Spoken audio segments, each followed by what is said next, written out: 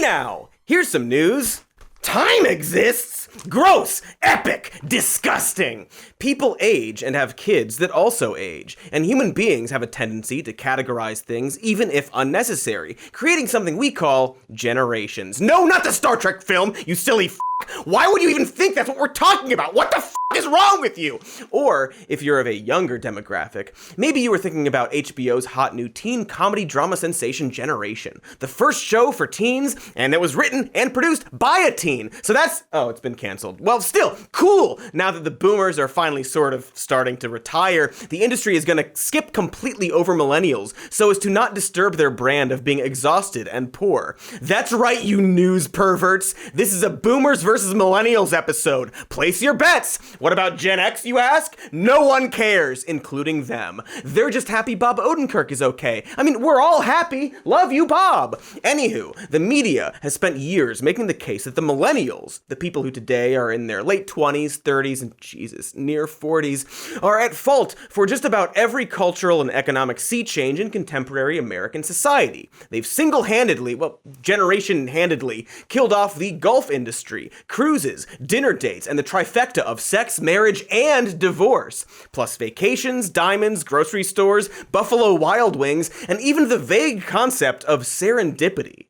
Obviously, this millennials are killing blank industry is a symbiotic one, where a random publication pretends to shake their fists so that their article gets shared 1 million times in the form of feisty clapbacks, thus boosting the emoji industry. The obvious reason for these stories, of course, is that our generation is just, way more poor than boomers. The poorest, to be exact. And the media knows this, but doesn't care, probably because the media is also very poor and desperately needs those clickies. Maybe they just need to cut down on all of that avocado toast, So you think that young people have now got the prospect of never owning a home? Absolutely, when you're spending $40 a day on smashed avocado and coffees and not working. Of course. Pretty dumb for sure, but it does sound kind of adorable still when he says it. You can pretend he's blaming it on wallabies or whoever gave him that haircut.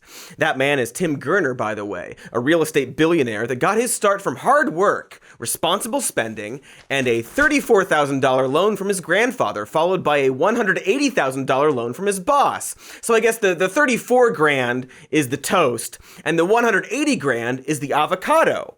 Point is, money is delicious. That's why people say eat the rich, because they want to eat that sweet, sweet, tasty money. But anyway, and again, to be generous, most of this stuff exists to generate outrage clicks, and it often goes both ways. Older Americans, members of the baby boom generation, named as such because they blow up babies, I actually don't know, but they have been taking some abstract headline-related heat as well. With their kids and grandkids facing an increasingly dark and uncertain future, it's not exactly a stretch to look around at the mess of the world and link it to the people most recently in charge. If you find the bathroom covered in blood and feces, it's not unreasonable to suspect the person who was just in there, even if it was already like that when I got there. And now that the planet is, covered in blood and feces, there's a bit of tension, especially on social media, easily summed up like this. Kids! Remember that episode coming out and how, statistically, if you do, you're now the same age as Homer Simpson? So okay, not exactly kids anymore, but you get the point. You know the story. Okay, boomers versus industry killing millennials. And old Cody Pants is gonna be the referee, which technically isn't fair because I'm on one of the teams, but deal with it. Let's begin with a simple question. Just how screwed are millennials? Let's start with the fact that millennials couldn't have possibly killed the economy. They weren't old enough. It's an airtight alibi. Americans in their 20s and 30s today face a very different economy than their parents did.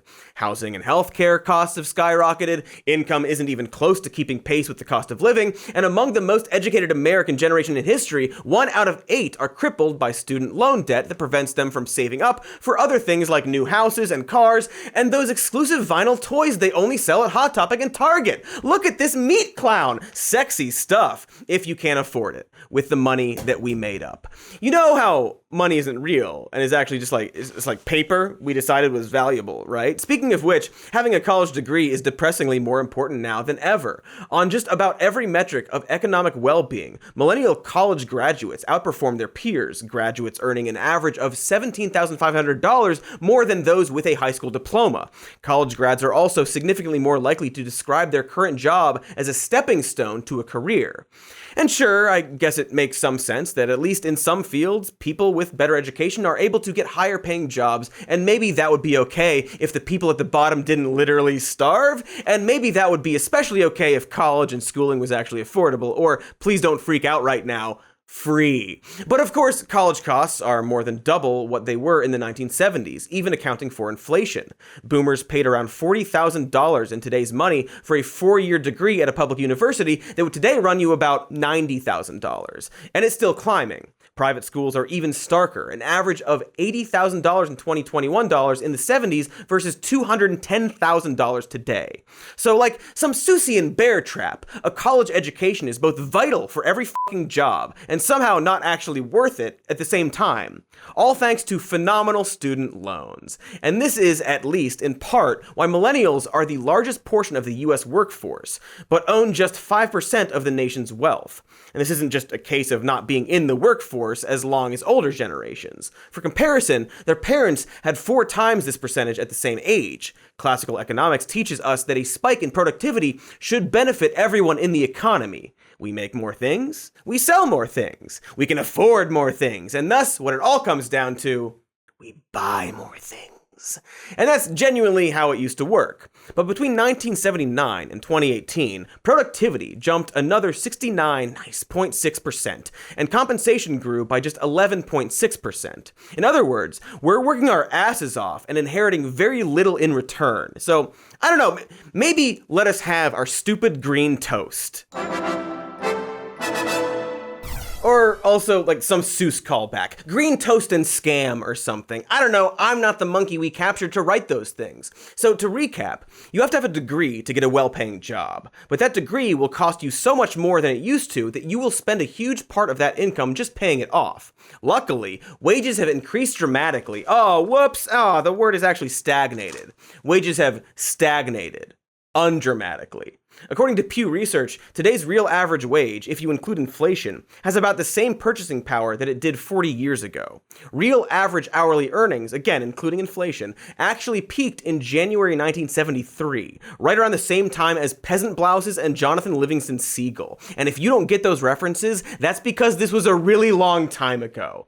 Back then, the average hourly wage was about $4.03 per hour in 73 money, which has a 2021 value of over $24, or $5 more than the actual 2021 average of about $19 an hour. But heck, that's not too bad, right? Except the average rent cost in 1970 was $108 per month, or about $783 today. So if we, for a second, all right, took both rent and wages from the 70s and applied them to today's inflation, a person working full-time in an average wage job would be able to pay their rent in just a week and have almost $200 to spare. In a month, they would have $3,000 post-rent to save or do whatever with. Buy disco balls or some junk. Because hey, did I mention that the 1970 rent estimate included utilities? Today, the average American pays, on top of rent, $240 to $400 a month just for utilities. And so adding that to the mix, and the fact that your average 2021 rent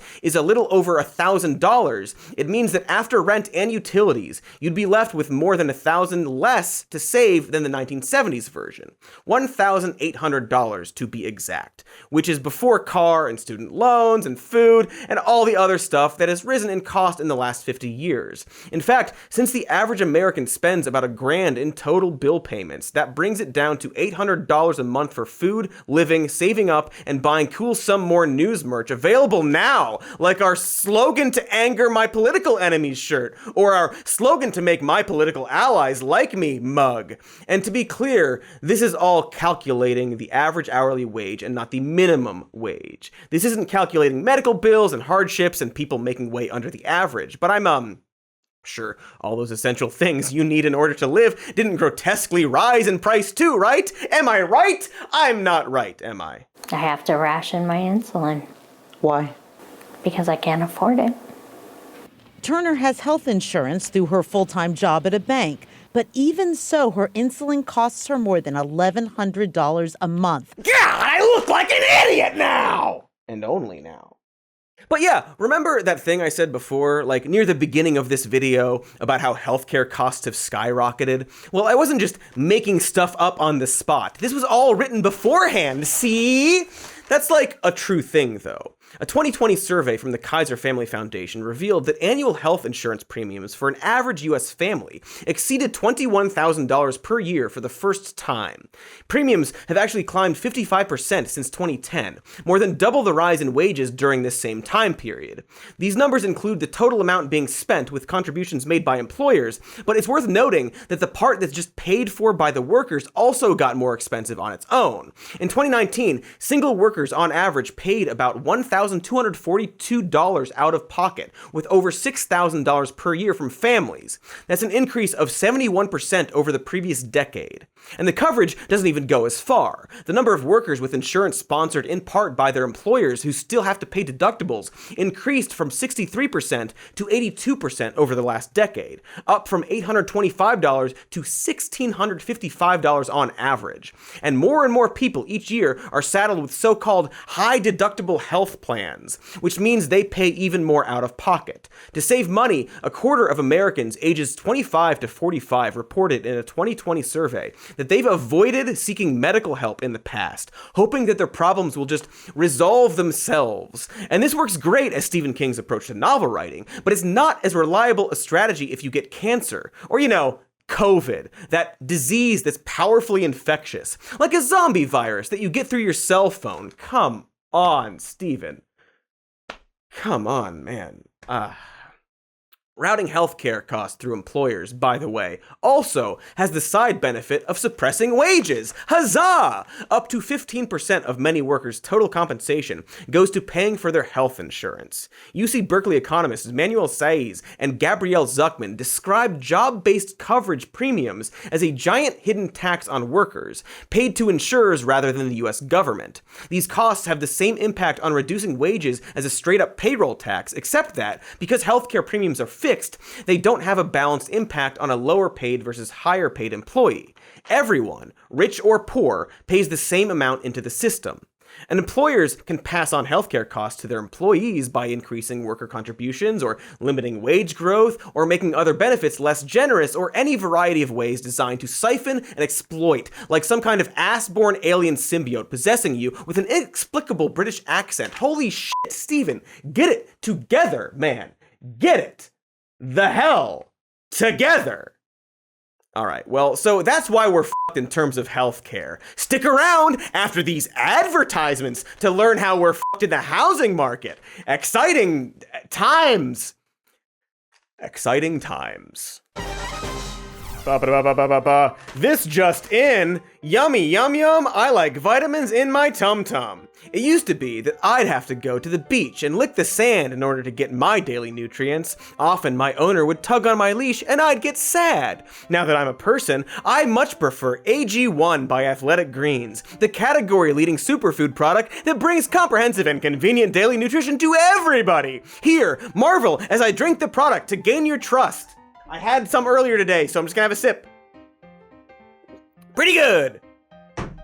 If you have a busy schedule because of work or squirrels and perhaps don't have the time to keep up with the latest nutritional research, because why the heck would you? Well, AG1 has your back. One tasty scoop of AG1 contains 75 vitamins, minerals, and whole food source ingredients designed to fill the nutritional gaps in your diet, support energy and focus, aid with gut health and digestion, and support a healthy immune system, effectively replacing multiple products or pills with one healthy, delicious drink. It supports all the diets like vegan and keto and paleo and only has a single gram of sugar. You can have it at breakfast or as breakfast or with lunch or whenever it's put into your bowl. And then you get your vitamins out of the way for the day. Nice and easy. And to make it even more nice and easy, Athletic Greens is going to give you an immune-supporting free 1-year supply of vitamin D and 5 free trial packs with your first purchase if you visit athleticgreens.com/more news today. That's athleticgreens.com/more news.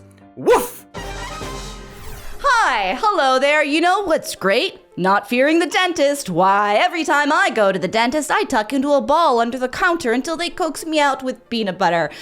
I have bit the dentist on multiple occasions, but now we can avoid all that chaos with Quip, an electric toothbrush company that delivers all the oral care essentials you need so we can get back into good health habits and make our dentists happy and drop the lawsuits already.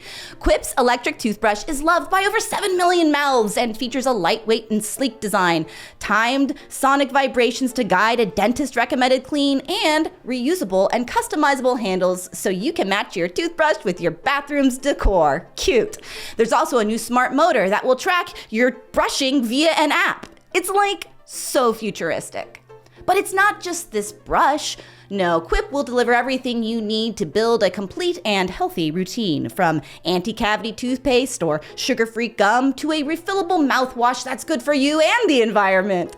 Their refills come every 3 months and start from just $5. Also, free shipping. And right now, if you go to getquip.com/more news, you'll get your first refill free. That's a great deal. Again, that's your first refill free at getquip.com/more news, spelled GETQUIP.com/more news. Quip, the good habits company. Also, don't actually bite your dentists. They won't like it. I promise. And we're back! Or are we? Is this a fake out where it's actually an ad? The answer is no. Anywho, back to all the ways millennials are super screwed. As if all that healthcare jizz wasn't enough to put on the shoulders of our not actually young anymore young people, buying a starter home has also become a functionally unattainable dream for anyone who didn't jump on one of those limited edition, algorithmically generated crazy ape NFTs in time. Glad those NFT guys are doing well though, I assume. Not gonna Google them and just assume that worked out for all of them. Home ownership rates at middle age are declining over generations. 66% of boomers owned homes by the time they reached their 40s, compared to 68% of Generation X, and just 61% of the millennials who have now reached this dubious milestone. The median age of first-time home buyers in 1981 was between 28 and 29. Today it's 33. And of course, this is not just because wages are lower, but also because, like life-saving medicine and rare Pokemon cards, houses are way more expensive now too. In 1989, the median cost of a home in the US was around $208,000 to $216,000, compared to $350,000 today. Again, adjusting for inflation. I really wish I could just stop saying that so much, but I must. It's a particularly tough situation for people who live in or near big cities, which also happens to be where a lot of the jobs are, so that's unfortunate. Should have learned to farm. Except, nope, that sucks too. Pretty much the lesson here is that if you live in America and need money to live, things aren't going great. Also in, the world. Probably shouldn't forget the world here, even though America loves to do that. Millennials are struggling with economic inequality literally everywhere, and that's something we certainly don't recognize enough, even on this show, that while America, the richest country in the world, is struggling with these issues, they certainly aren't exclusive to here. We still have it pretty good compared to a lot of nations, and should think about these struggles on that scale as much as possible. After all, we could go through every country and see the same patterns as here. But for the sake of not having our heads explode, we're mostly focusing on America, the greatest-ish, most okay kinda country in the world? Question mark.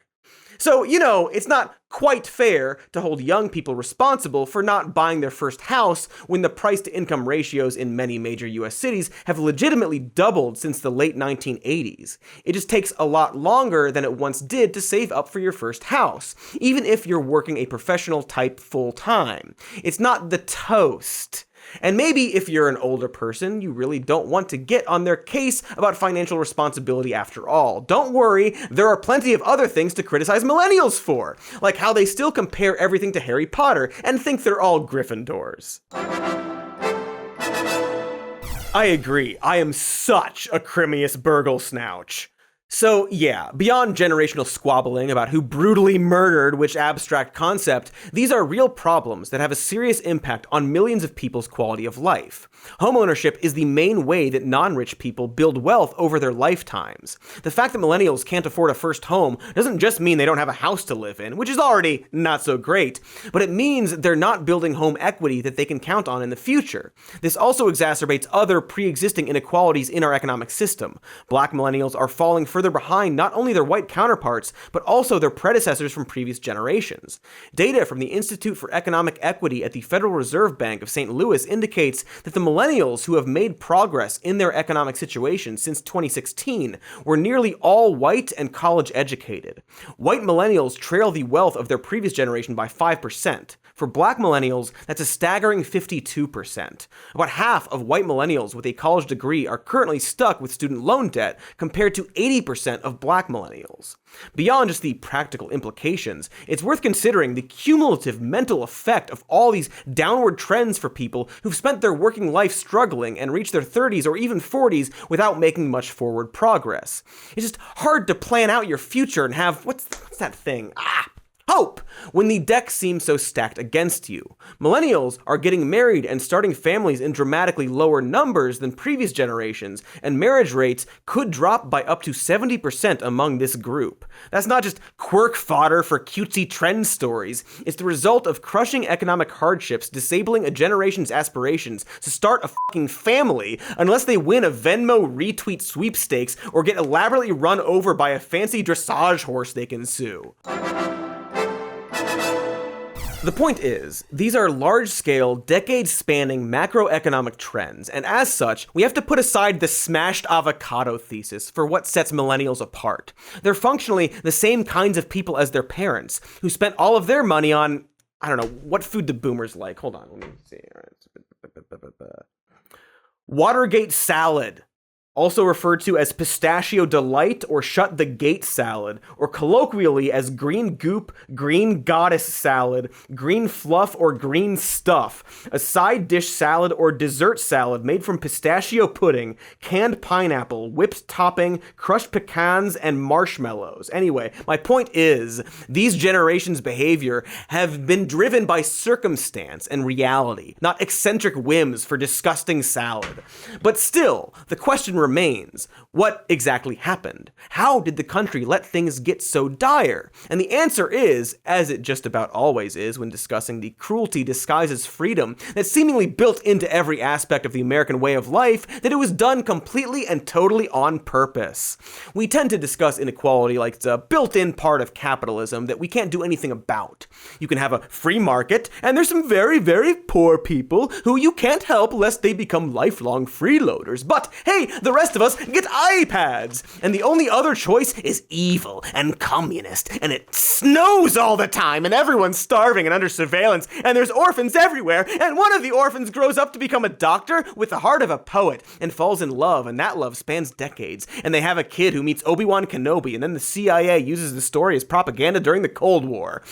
But history doesn't really support this view. I mean, the CIA does, but not actual history. In fact, from 1940 to 1970, wealth inequality fell across most of the industrialized world. You may have noticed, even in this very video, most of our examples of the income really hitting the inequality fan only date back to the early 1980s. And that's weird, huh? It's a weird, totally coincidental thing. After all, what could have possibly happened in the early 1980s? Our bill calls for a 5% reduction in the income tax rates by October 1st. A 10% reduction beginning July 1st, 1982, and another 10% cut a year later. A 25% total reduction over 3 years. Oh, right, that guy, Ronald Mommy, who cut the top U.S. tax rate from 70% in 1981 to just 28% by 1986. Because economics, you see, they trickle down. You know how the wealthy like to frequently hold parades where they toss bags of cash at people? And so by making the rich get richer, they would naturally flow that money back into the lower classes and not just hoard it like a child's candy stash or my candy stash. And of course, lower tax rates would inspire people to work more jobs and long longer hours, and this would then result in so much additional tax revenue, it would totally offset the cuts and more. Just one problem. No one has ever demonstrated that this works. And we, wow, have really tried a lot. We have a lot of data to look at here. The conclusion being that cutting tax rates for the rich only increases income inequality and not much else. It's, a bad and wrong idea, and coincidentally, a giant part of the GOP's entire belief structure. I wonder if they think about that. But this isn't the only example of shitty ideas that would doom generations to come, nor is this anywhere near exclusive to Republicans. And so we're gonna dig into that after these ads that you love. You love them. Hello, friends and enemies. Whenever I need to remind myself of something like picking up groceries or calling home, I like to mail myself little notes so that they get back to me in a few days' time when I need them. Sometimes I have a lot of things that week, so as you can imagine, I have to mail a lot of notes. That's why I use Stamps.com, a service that lets you compare rates, print labels, and access exclusive discounts on UPS and USPS all year long. Stamps.com is great for anyone like me who needs to mail a lot of things every week. You can even get discounts that you can't find elsewhere, like up to 40% off USPS rates and 76% off UPS. The post office is great.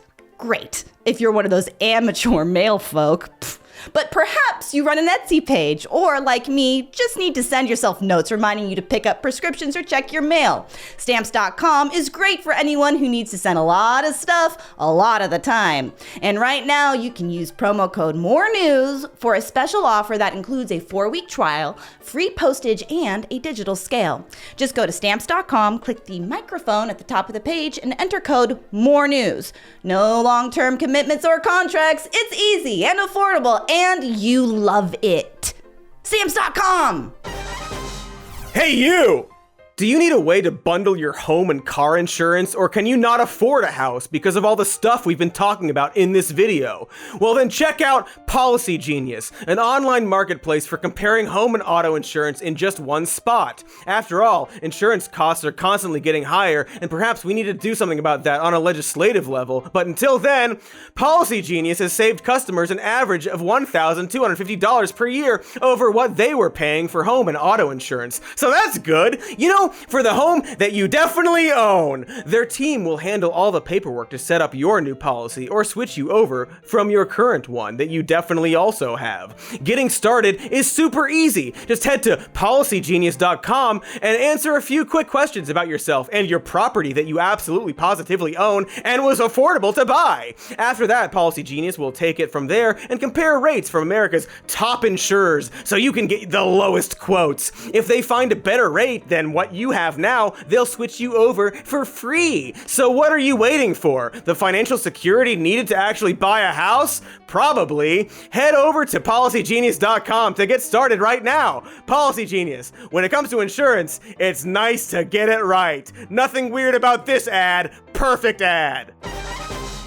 Wowee! How fun were those ads? I wonder if any of them were for services designed to aid with things that reflect how horrifying society has become. Maybe an app that helps your company bust unions, or a tent share network for the unhoused. Anywho, trickle-down is just one of the many evidence-free ideas that have guided public policy for the last several decades. Coincidentally, always seeming to favor the mega rich. Oh, good for them. Ideas like the shareholder theory of value, a wildly popular philosophy from the 1980s that views shareholders as the real owners of companies, and stock prices as the only surefire way to get a sense for a company's real-world value. By tying executive pay to stock price, all the focus of the people in charge goes to maximizing short-term returns rather than the long-term health of the company, or especially its workers. So wages remain stagnant, plus downsizing and layoffs are always a helpful way to boost short-term profitability and score some bonuses. And hey, if it tanks the company down the road, who cares? We've got golden parachutes, baby! Can I stop doing the E? No? E!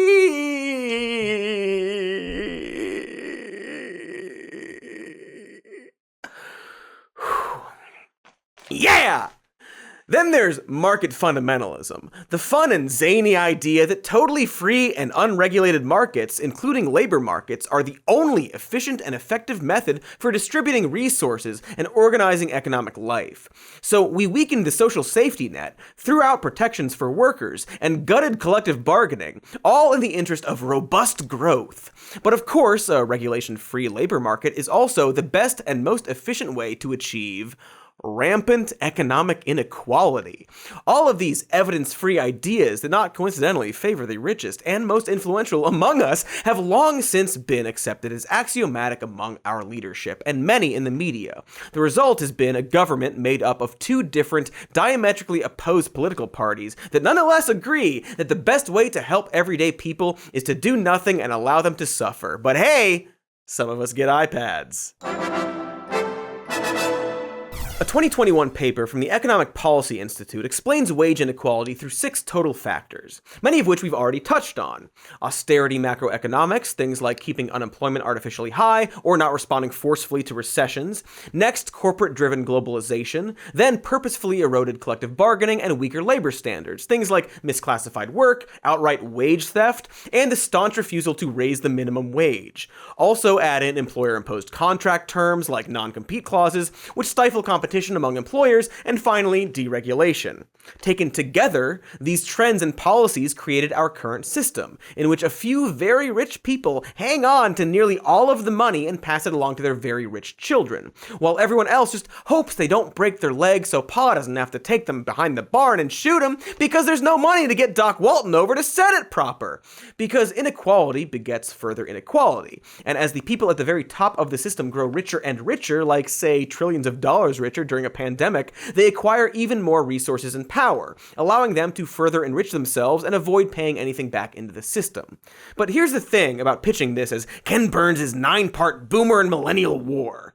While it's true that a lot of these trends date back to before millennials were adults, you can't really pin most of this stuff on everyday Americans, no matter when they were born or whether or not Limp Bizkit played at their version of Woodstock.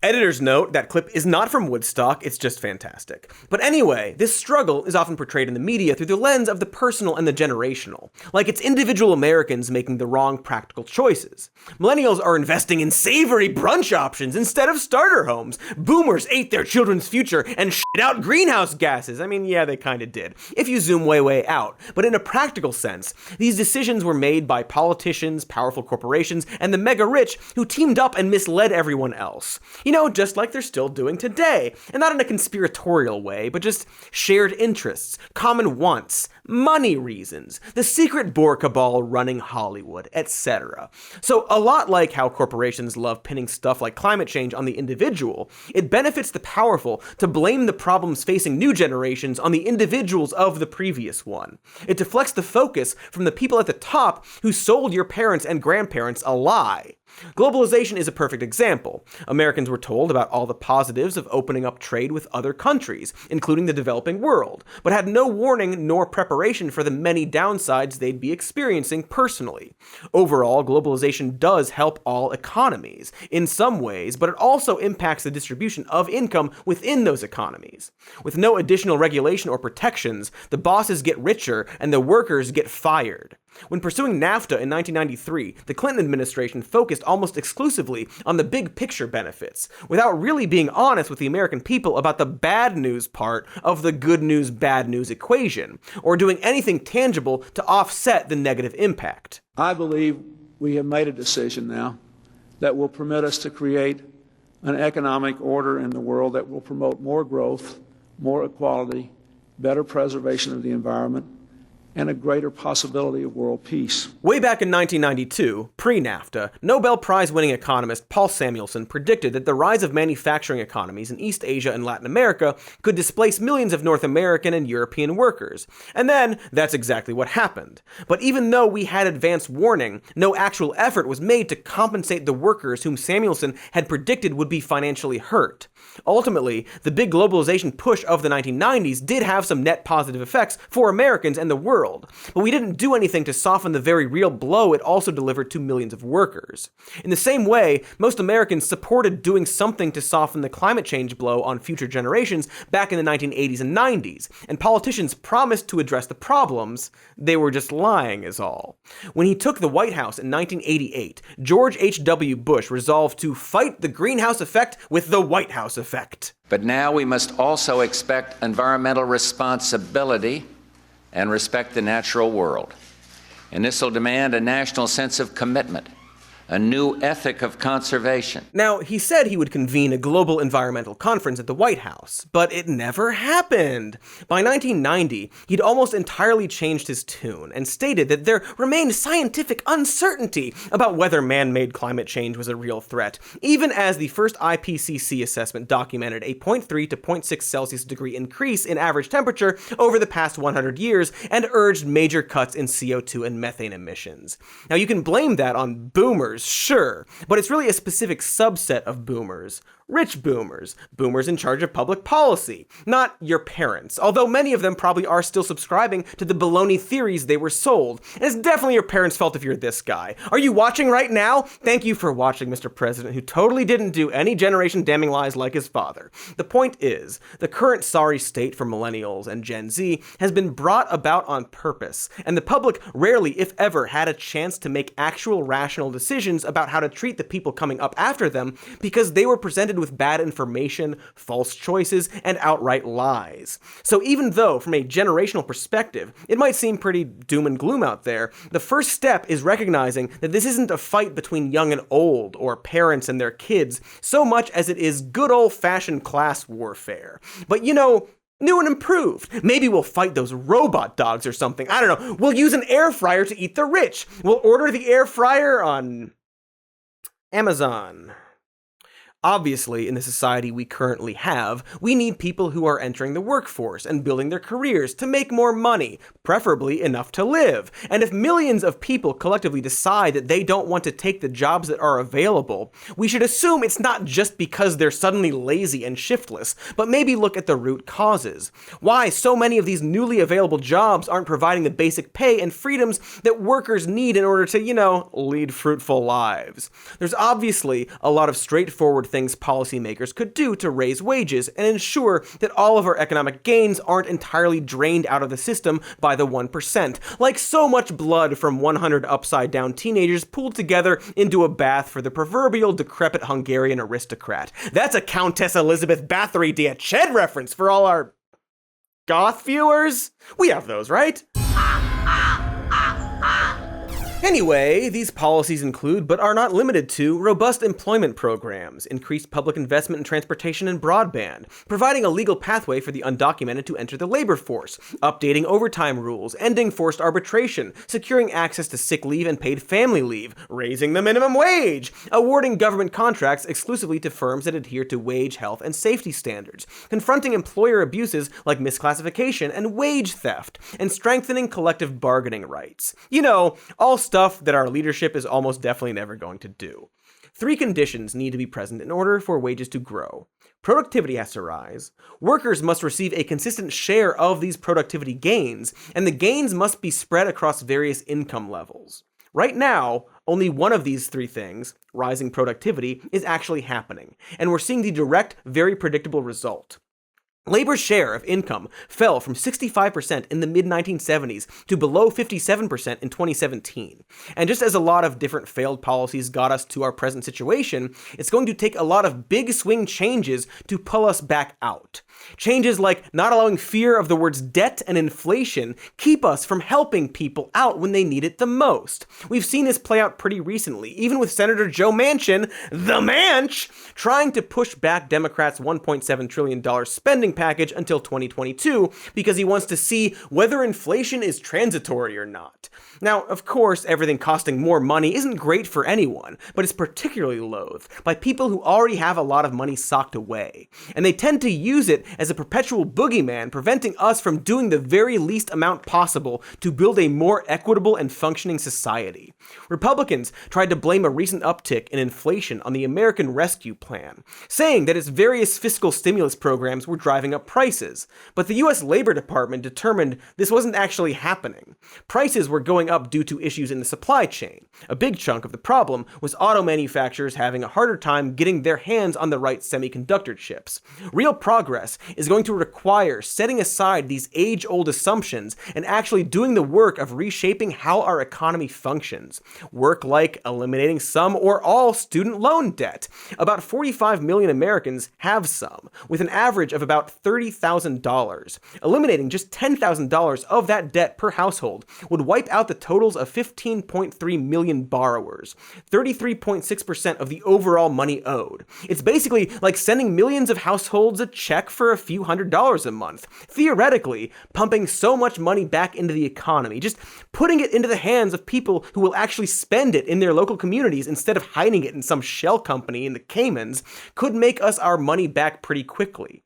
A 2018 paper from Bard College found that canceling all $1.4 trillion in student debt would translate to an increase of $86 to $108 billion a year to the GDP. But it'd also just help people live happier and more productive lives, and isn't that kind of the ultimate goal of all public policy? Surely that's what all these politicians want when they make laws, right? It'd be nice to help by prioritizing affordable housing or passing universal health care. Just cuz, not for any ulterior motive. Not to mention that it could help us chip away at other kinds of inequality.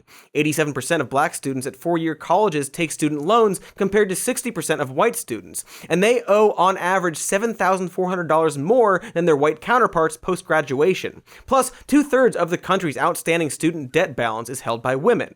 This is also a roundabout way of doing some COVID relief.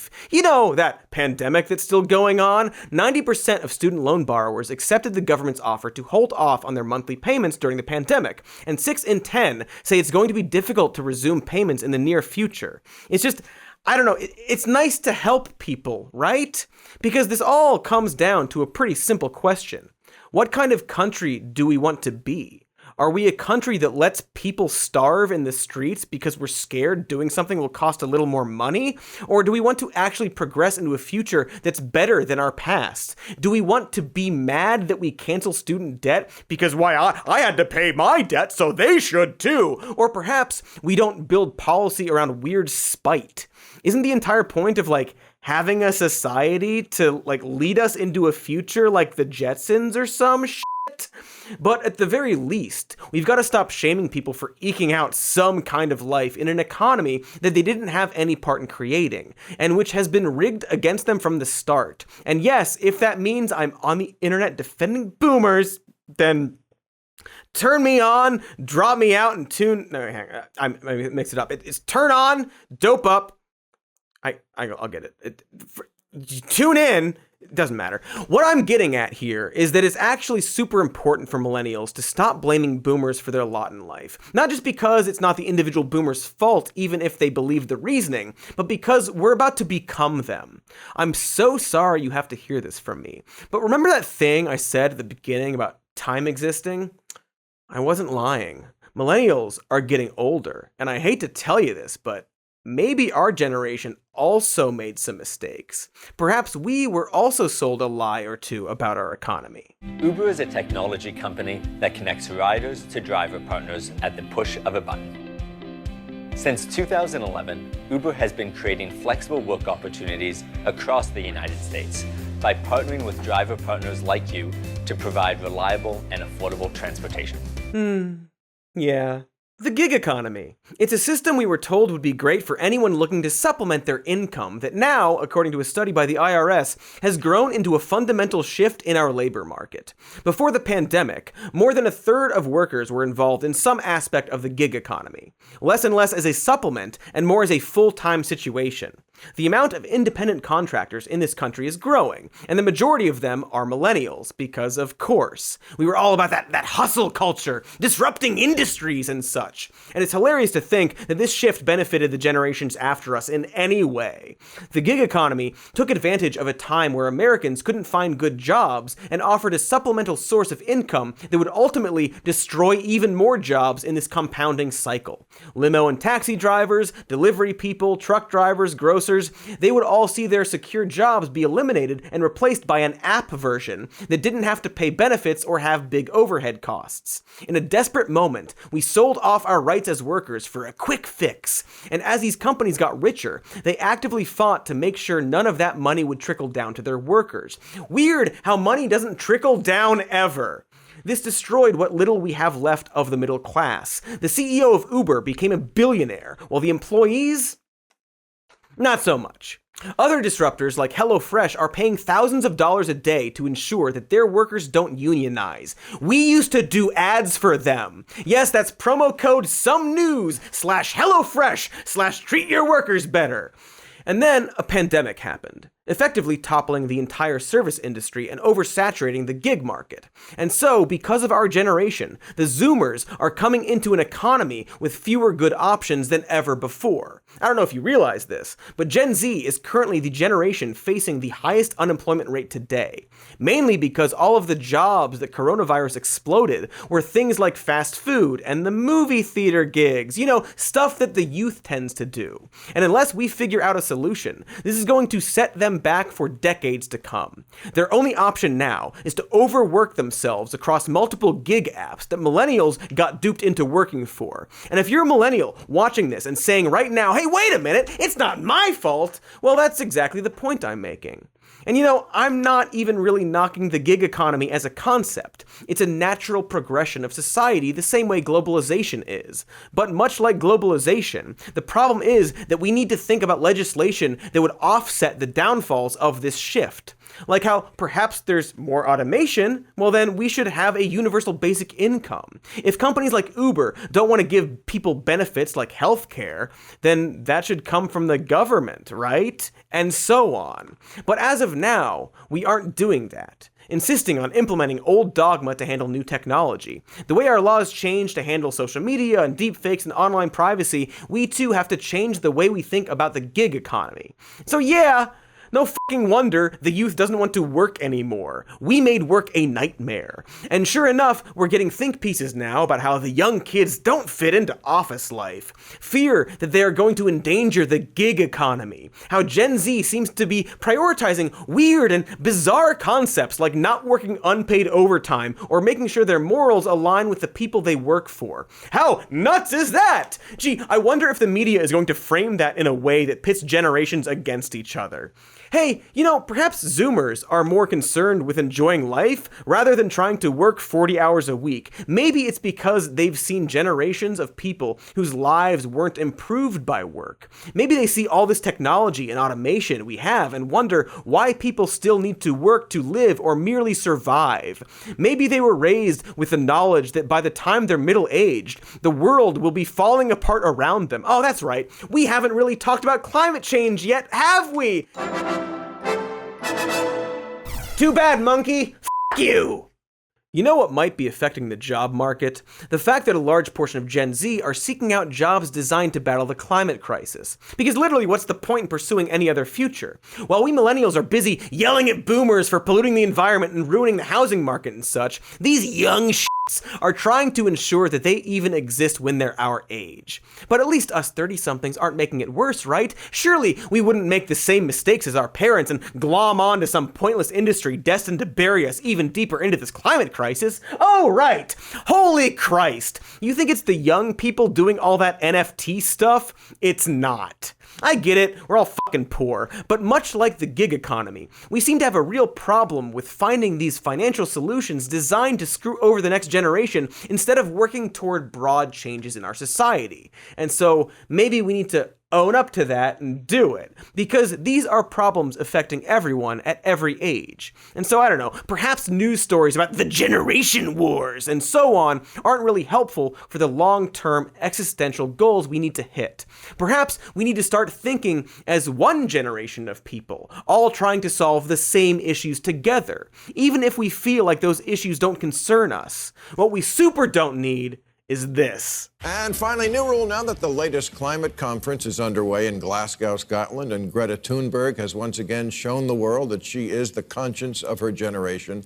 Someone must tell her, you may be the conscience of your generation, but you don't represent it. I really wish you did, Greta, but you don't. But I can show you who does. Greta, you have 13 million followers on Instagram, which is great. But Kylie Jenner has 279 million, which is more. But Kylie embodies and embraces a lifestyle that is pretty much the opposite of carbon neutral. And the younger generations fucking love it. When Kylie's lifestyle becomes uncool and unpopular, and you stop loving Bitcoin and stop thinking that stuffing your face is harmless, I'll take you seriously. Until then, shut the fuck up about how older generations ruin the planet.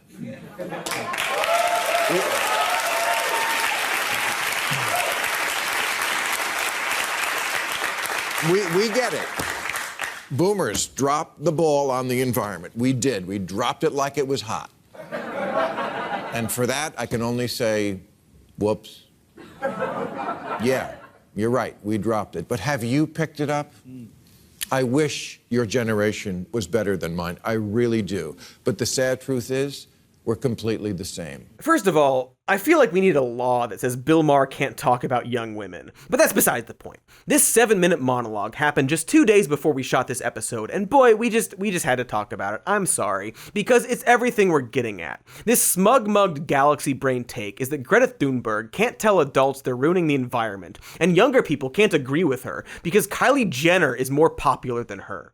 And until people stop following Jenner on Instagram, she needs to shut the up. And like, what an incredibly lazy, spiteful rationalization to not do anything about improving the world. What is even the logic there? That Thunberg shouldn't try because other people her age are more popular? Hey Bill, Succession has way higher ratings than Real Time. Perhaps you should not have an HBO show. Should people not make indie movies because Marvel films are more popular? Should we not give money to the homeless because the richest people in the world are greedy? Just what exactly is Bill Maher's point here? Why is the audience laughing and clapping like he's not saying complete gibberish? Oh, I actually do know why. Cryptocurrency uses more energy than Netflix, Apple, Facebook, Microsoft, and Google combined, and more than some entire nations. And yet young people could not love it more if it came with a side of avocado toast.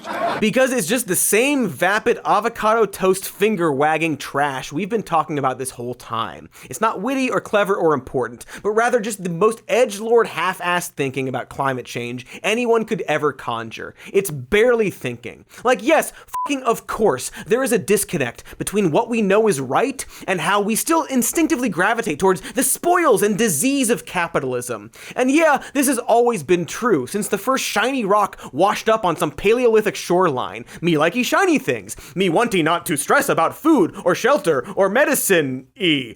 But Bill takes this very basic observation and wields it as an excuse to justify complete inaction and just shitting on younger generations for also having flaws. He doesn't praise Greta Thunberg for being a model example that her generation should look up to. No, he's just mad that she rightfully called out his generation for fucking the planet and wants to drag her down to his level. Weirdly neg her into not wanting to stop climate change until fewer people follow Kylie Jenner on Instagram. This is just contrarian smugness without offering any alternative or action of any kind. And that's his solution, to just tell some kid to shut the fuck up about climate change because a bunch of people follow Kylie Jenner on Instagram? Create this zero-sum game where we sit around and wallow in cynicism until the planet lights on fire? Do you think opinions like Bill Maher's are going to be seen as historically relevant? Are we all going to recall the historic time in which a smarmy talk show host bravely proclaimed that we shouldn't do anything about anything because what's the point? Until you're perfect, keep those stones to yourself until they melt in your hand because of climate change. No, this is just the packing peanuts of observations. The vacuous trash filling the conversation like so many plastic bags in the ocean. Ignore it. Ignore anything like it. It's the useless pettiness, guilt, pride, and shame that we need to set aside in order to get anything done. So I guess my point here is don't listen to Bill Maher, but now that I say it out loud, I realize you probably aren't listening to him to begin with, so just keep doing that. Because ignoring him and anyone stoking this dumb age war hogwash is the first action to solving all the other problems in this video. The initial step toward putting aside our selfishness, leaving our nexus of comfort, and helping Captain Picard distract Sauron long enough to sabotage his launch pad so he doesn't destroy the planet of Viridian 3. Great film, you guys. Kirk and Picard team up, old generation and new generation working together, hence the name of the film. Ba-ba-ba.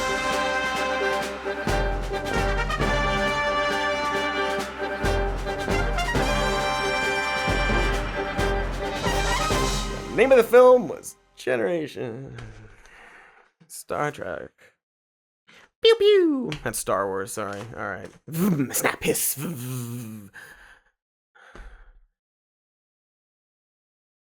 Star Wars. Thanks for watching. Make sure to like and subscribe if you want to be nice to us. And we've got a podcast version of this show. We've got another podcast called Even More News. We've got merch and a patreon.com/some more news. And we've got nothing more to say.